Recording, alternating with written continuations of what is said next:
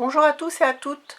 Aujourd'hui, je vais commencer la réalisation d'un album, en tout cas la structure et les pages intérieures, pour une future sortie dans un zoo. Je vous en ai déjà parlé, qu'on avait très envie de refaire un zoo, parce que ça fait plusieurs années qu'on n'en a pas fait. Et on aime beaucoup, surtout celui de Beauval, et je pense qu'on va aller là-bas. Et je vous ai montré également lors d'un précédent haul cette collection magnifique que j'ai achetée de chez Stamperia qui s'appelle Amazonia.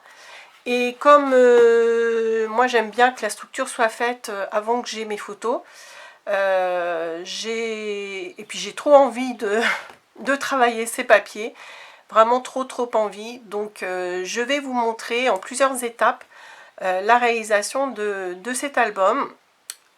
Et puis un petit peu les idées que j'ai dans ma tête pour cette réalisation-là. Donc je ne vais pas utiliser de tuto, aucun tuto. Après, je pars sur l'idée d'un album assez simple, mais grand, pour mettre en valeur un maximum mes beaux papiers. Et comme je vous l'ai déjà dit, comme vous avez déjà vu, moi j'aime bien intercaler papier de collection et papier faux unis, pour que les papiers faux unis reçoivent au maximum les photos. Je veux également faire plusieurs interactions, mais qui seront assez simples. J'ai envie de refaire une cascade interactive, parce que je sais que lors de ces sorties-là, je prends énormément de photos. C'est au minimum, ça va être au minimum 200 photos. Donc voilà, je veux faire un gros album, comme je les aime beaucoup. En fait, je fais surtout des gros albums. Et donc, je pars sur l'idée de faire des pages plutôt simples, pas trop de, vous savez, des choses qui s'ouvrent en haut, en bas, à gauche, à droite, au milieu, enfin voilà. Et surtout, je pars sur le principe que j'y vais un petit peu comme ça, et que mes idées vont venir au fur et à mesure. Pour l'instant, la première étape, c'est celle-ci, c'est le choix des papiers et de ce qui va me servir pour la construction de l'album. Mon idée, c'est également, pour une fois, de ne pas faire de structure extérieure cartonnée. C'est-à-dire que comme j'ai un très beau papier recto verso, c'est vrai que j'aime beaucoup faire les gros albums cartonnés avec des structures, avec la structure en carton recouvert de ski vertex ou de papier peint, etc. Et après des structures de pages en papier noir que je recouvre de papier décor. Mais là, comme je veux vraiment garder les deux côtés de chacun des papiers, parce que là, je peux pas sacrifier un côté. Donc je pars sur un album où mes pages, il va y avoir aucun travail avec du papier noir. En tout cas, pour l'instant, je ne pense pas. Et je vais faire mes pages directement avec les papiers de collection pour vraiment les utiliser au maximum et les deux côtés. Donc ça, c'est ma première idée. Ensuite, mes papiers, le choix de mes papiers faux unis.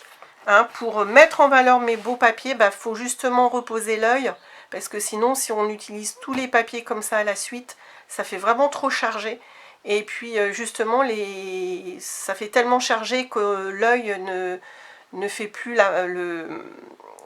n'apprécie plus la beauté des papiers. Donc justement, j'ai choisi, je vous en ai déjà parlé de ces papiers que j'adore, c'est mes papiers faux unis préférés au monde.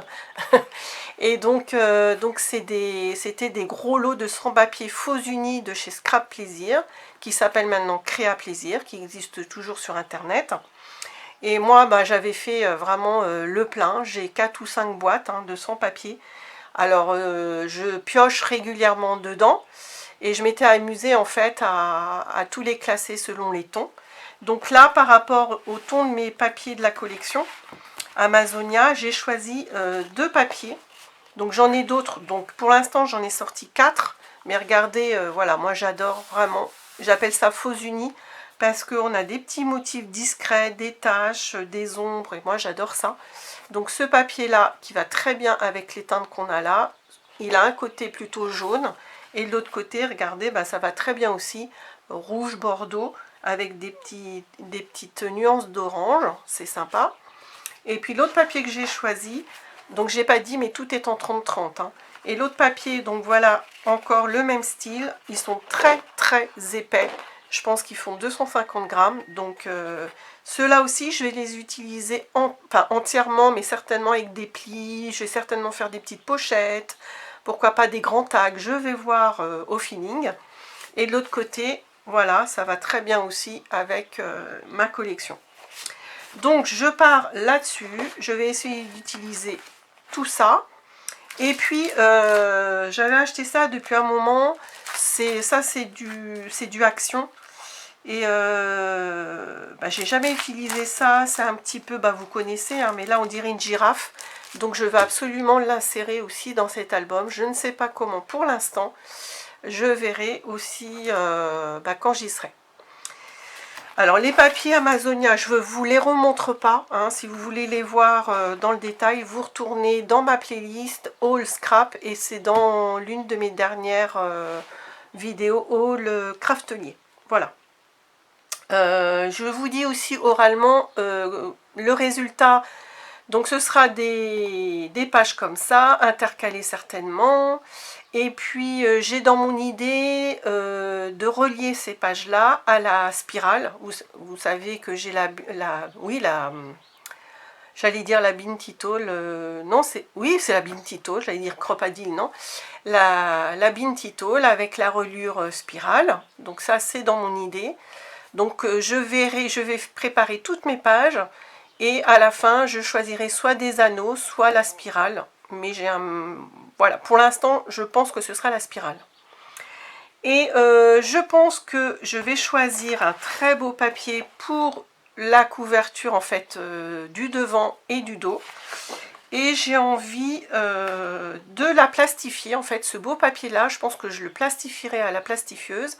Alors que ça, c'est la dernière vidéo de Michel Fieux qui m'a donné l'idée. Elle a fait un album voyage et en fait elle a plastifié un papier 30-30 d'une collection et je trouve l'effet super joli et ça permet de protéger, de solidifier et l'effet est sympa. Donc en papier qui servira de couverture, je l'avais sorti, je pense que je vais prendre, il est où? C'est celui avec... C'est celui avec la grosse tête de tigre. Où est-ce que je l'ai mis? Il est là. Oui, il est là. Voilà. Je pense que je vais choisir celui-ci. Voilà. Et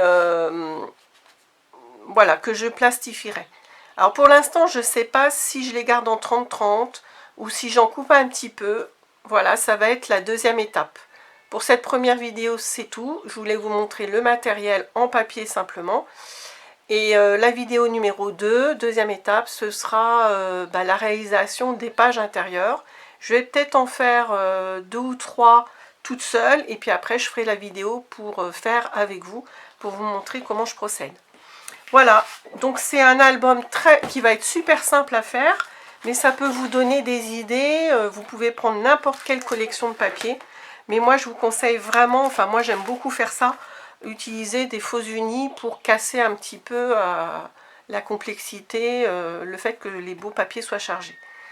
Et vous allez voir, moi je vais essayer de garder au maximum les motifs, tout en ayant beaucoup de place pour des photos. Il y a par exemple une idée que je veux refaire, c'est-à-dire quand vous avez un beau motif comme ça, je sais pas, moi un qui s'y prête bien, voilà où il y a le perroquet. On peut très bien, moi j'aime bien faire ça, faire au cutter le contour, pas l'enlever complètement et glisser une photo. Donc je vais certainement faire ça et puis je vous montrerai ça dans une prochaine vidéo. Voilà, donc c'était une première vidéo pour ce futur album qui, voilà, que j'ai beaucoup envie de faire tout de suite. Voilà, je vous dis à bientôt, au revoir.